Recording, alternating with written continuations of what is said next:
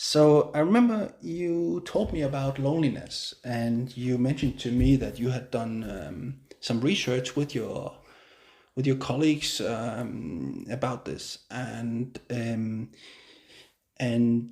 I've thought a little bit about it after you told me that, and I did also a little search on the internet and found out that there can be a difference between solitude and loneliness. Absolutely. Solitude is something that people Choose. choose. Choose. They choose it, and loneliness is something you're lonely, but you don't want to be. What did you find out in your conversations with others about this? And I know you went to events also where people shared. What are your key findings from those conversations?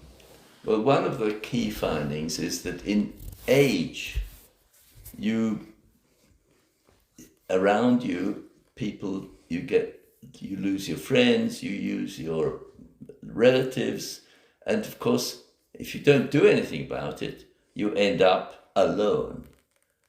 And then the question is, how do you manage? Do you feel lonely? Do you retreat from society, or do you try to fight it, right? Okay. And not everybody is capable of fighting it. And one of the really bad things about loneliness is that it accumulates other problems. Health, you accumulate your emotional life becomes very, very difficult, and you might even start to become a bit crazy for people around you. You know, neighbors will think, "Oh, this guy, you know, he always keeps to himself. He doesn't want to," where it's not true.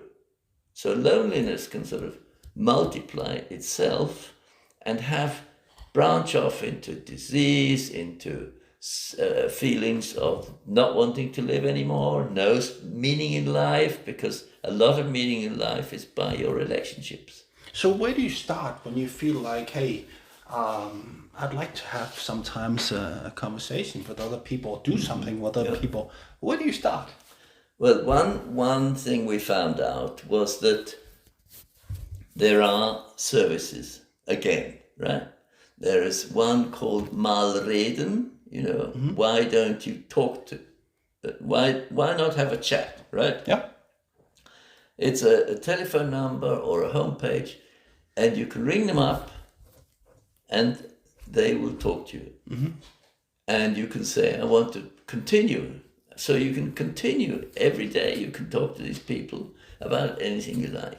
That's one possibility. You're still on your own, but perhaps they can help you figure out how not to be so alone. And I'm hearing you also say that sometimes you, when you go to do sports or you go into the city and have a coffee, you take the initiative sometimes. Yeah. And But the most important thing is that you realize that you are feeling alone. Because saying that you are feeling alone is taboo. Because you're not going out in the streets and say, I'm alone. No. So this shame element, you've got to overcome. Overcome. You have to overcome it. How do you Because if you overcome are that? ashamed of your loneliness, that's the first step into the grave. So how do you overcome that? By using public services, you know, you know that the church is there for lonely people. And you may not be very spiritual, but you know that you can really go there and say, I need to talk to somebody. And they will know that loneliness is an issue. And there's a telephone number that you can use. So you can, you know, before you jump out the window, you can talk to somebody. That's the first very important step. But you've got to learn to overcome this sense of shame, because otherwise nobody's going to help you. And what I think is also very important is that you don't blame others. You are alone because you are alone. And if you start blaming others, then you're not going to make headway in your relationships, because they will keep away from you.